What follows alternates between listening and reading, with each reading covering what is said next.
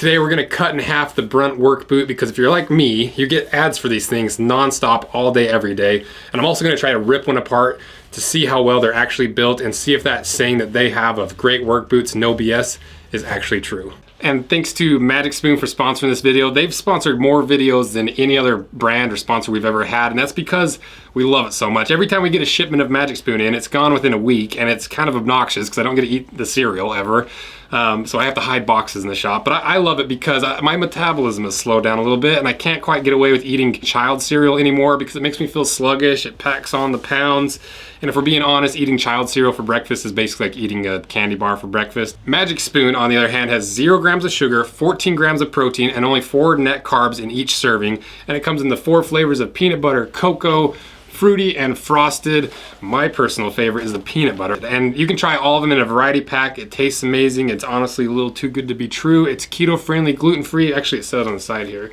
It's the high protein, keto friendly, gluten free, grain free, soy free, wheat free, naturally flavored, totally delicious, childlike cereal for grown-ups. So if you haven't tried Magic Spoon, give it a try. Go to magicspoon.com/roseanvil and grab a variety pack to try all the different flavors. Be sure to use the code roseanvil at checkout to get $5 off your first order. And the really cool thing about Magic Spoon that makes it so easy as a sponsor is they're so confident in their product that they're backed by their 100% happiness guarantee. So if you don't like it for any reason, they'll refund your money, no questions asked. Go to magicspoon.com/roseanvil and check the link out in my description. Get you some of this. It's really good. It's an easy sponsor. Thanks again to Magic Spoon for sponsoring this video. All during this week, instead of mock toes, we released the Shovelhead series, and it turned out so good. So go watch those videos if you haven't. The 4th video, the ride video, got postponed because we had terrible weather, and we just released the Mocktober t-shirt. And we have a certain number of these in stock, so if you order one of these, they're gonna ship immediately. If you miss the in-stock ones, they'll ship out in 2 to 3 weeks. And I'll put a link in the description to buy this awesome Mocktober shirt. So fun. Now let's go over the boot information. So the brand is Brunt, the style is the Marin Unlined. The color is, they don't really have a color on their website, so we're just calling it brown. They weigh 1 pound, 8 ounces. They retail for $135 and they're made in China. Now let's go over the information we can gather about this boot before we cut it in half and before I try to rip this apart. Starting with the upper. So this is a full grain chrome tanned leather, and it's actually a pretty decent leather for the price point. It's just a little bit on the thin side. It's right at 2 millimeters thick. And to put that in perspective, the Danner mock toes are that same thickness, and it actually is very similar leather. The Red Wings are up to that 2.5 millimeters thick. Same with the Carolinas and the Thorogoods and that same price range. And then when you get to the handmade boots like Whites and Nicks, that's where you get the 3 millimeter up to 3.5 millimeter thick leather. So the Brunt leather, it's gonna be easier to break in. It's just not gonna be quite as durable, especially compared to the heavier duty work boots. Next to the lining, so there's really no lining in this boot except for in the vamp. And it's just some sort of fabric. We'll look closer when we get it cut in half. But the thing that really stuck out to me once we started looking inside the boot is the lack of quality control and the craftsmanship in this boot. You know, there's a little piece of fabric that's just flopping around, and after looking at all the different materials, I don't even think it's a material used in the boot, so I don't know if it's just a scrap of leather that got accidentally sewn into the boot, but it's definitely not intentional. And the sewing and the trimming is just a little sloppy. Do I think it's gonna affect the durability of the boot? No, but it's just not a great sign of a really well-crafted boot if they've got a bunch of random pieces of scrap material hanging out. Next to the construction of this boot, and on Brunt's website, they do a really good job of showing how the shoes or the boot's built and what's on the inside. Not photos, but it's just kind of a graphic. And in that graphic, it shows that this is a cemented construction, which is strange because you can see there's a welt on here. See that stitching? So I'm not sure if it's a fake welt or if they just didn't put in there that it's a Goodyear welt. So we'll see when we get it cut in half, but I hate fake welts and I hate, yeah, so we'll see when we get it cut in half. Next to the insole. So this is an interesting one because this boot comes with 2 insoles so that you can adjust the amount of squish and the tightness of the boot. And I actually really like that. I think it's kind of a cool little thing. I don't know how I'd feel about layering up both of these because it seemed like there'd be a lot of slip and movement, but I don't actually know because I haven't worn these enough to have an informed decision. But the nice thing is they're removable and you can swap in whatever you want, and they're not that cheap of insoles. You know, for this price point, they're decent insoles. I'm actually stealing these ones for a pair of boots for me because they're so thin. Next to the midsole, so usually wedge sole boots like these Red Wings or the Carolinas we did last time, it's just one big slab of the outsole material, whether it's the rubber or the PU. These boots in the Brunts, they have a 2-part outsole where you've got a softer foam midsole and then a harder grippier rubber outsole. The softer midsole is nice because it gives you a little bit more squish, a little more impact resistance, but the problem is with this little rubber skin, as they call it, on the bottom here, it can easily delaminate and start falling apart, especially near the toe. But the nice thing that Brunt did was they stopped that double layer near the toe and just went full rubber there to hopefully prevent that and to give some more durability. But the problem is, if this isn't a Goodyear welted boot and it's just glued together right there, there's no stitching anywhere, then it didn't really fix the problem because it could just as easily delaminate between that welt and the outsole. So we'll see when we actually get it cut in half, and that's what we got to do next. So let's cut it in half.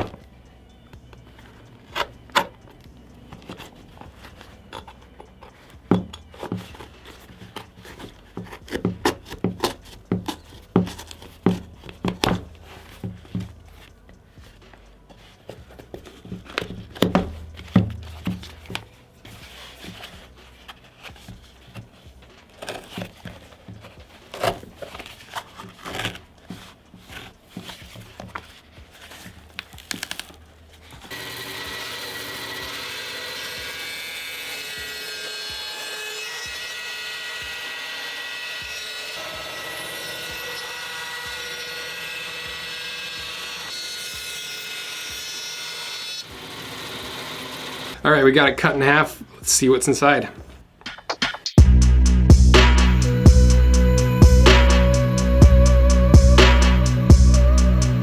So it really is just a fully cemented construction, and this welt is fake. It's not a Goodyear welt, which they haven't advertised. I haven't seen anywhere that they've claimed it's Goodyear welted or anything. So I'm not really faulting them for that, but it's kind of up to you to decide if they're trying to make it look like a higher quality boot by having a fake welt, or are they just trying to get the look and the style of the boot to a certain point. I personally don't like the fake welts on cemented boots because instead of having this outsole go up to the sidewall of the boot a little bit to give it a little bit more area of contact for the glue, it stops prematurely and you only have a certain amount of contact. So that's why we're gonna try to rip this thing in half, because I don't know how strong it actually is. And as for the things that we didn't identify before cutting it in half, we've got that thin layer of foam, and underneath you've got the fiberboard lasting board, you've got a synthetic counter cover, and then a pretty cheap counter material. It's one of these counters that's pretty fragile. It's just reinforced, some sort of plastic infused fabric or something. And speaking of fragile, let's see if we can rip one of these apart. Uh-oh. This is surprisingly, ooh, there's a hard spot.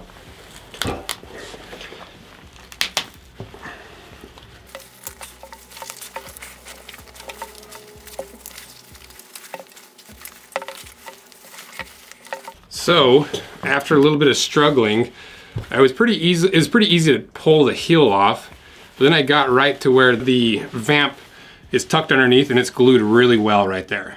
I think it's only fair to try to rip the full boot in half, but I need to take my coat off first. Let's give it a try. Yep. Oh, I feel like it's about to go. Oh, I gotta stand up a little bit. Oh, maybe not. Oh, did you hear my shoulder pop? Yeah, I don't think that's gonna go. So pleasantly surprised that I couldn't rip this apart, but also this one came apart pretty easily, but obviously it's a boot cut in half. So pros of this boot, it's really affordable, it's decent leather. I love these little speed hooks that also work as eyelets, and they come with a 30-day trial, so if you get a pair and they do fall apart, at least you have 30 days to figure it out. So cons, obviously the cemented construction isn't quite as strong as a Goodyear welt. And actually, to see if we can prove that point, put my point to the test. Let me see if I can rip. This is the Carolinas that actually is Goodyear welted. Yeah. Let me try to rip this apart. It's not YouTube magic. I'm actually trying to rip this. Because the problem is you gotta tear apart stitching, and the tensile strength of thread is significantly more than just a layer of leather. I'm already out of breath. But yeah, I'm like trying just as hard on this. And it's all that stitching holding it together. So that's why I lean towards wanting a work boot to have a Goodyear welt, because it's so much harder to get those to break down. Other cons, it's a little bit thinner leather and the sloppy craftsmanship. Just, it is a cheaper boot, but you know, you want to see some decent craftsmanship. You don't want random pieces of random fabric just showing up on the inside of your boot. So overall, what do I think of the Brunts? And this is kind of how I'm going to determine the value. I'm still out of breath. So if we compare it to a boot that's a little bit cheaper, that like in the Rock Roosters for $30 less, you get a leather welt that is actually Goodyear welted. It still has a dual density outsole, and to me, the Rock Rooster is maybe just a little bit higher quality for less money. But if we compare it to the Harley boot, on the other hand, the Harley boot's a little bit more money, and it's significantly worse quality than the Brunts. And then if we compare it to a third boot that fixes all the problems in the Brunt, how much is that boot gonna run you? Well, the Carolinas are $60 more, but it fixes all the problems. It's Goodyear welted, it's gonna last, it's got a better outsole, and it's not made in China, and it's made in the United States, which a lot of people that want a work boot care a lot about that. So looking at those three boots and comparing it to the Brunt, I would say that they're not bad boots, but they're also not good boots either. I think it's a fairly cheap boot that's at a fairly cheap price. And if it were me, I would just spend the extra money to buy a boot that I know I can rely on, that's dependable, that doesn't have nearly as much chance of failure. Because this is me ripping apart a brand new boot. Imagine after a few weeks of wear and lots of time on hot concrete and hot roofing, it's just a lot higher chance of failure. So is Brunt's saying of great boots, no BS true? Not really, in my opinion. They're just okay boots with some BS in them, if we're being honest. So let me know what you guys think. Don't forget to pick up Mocktober tee. There are only a certain amount in stock that will ship next day. And thank you guys for watching. And my arms are so tired. I'm already drenched in sweat from trying to rip all these boots apart. So thank you guys. See ya.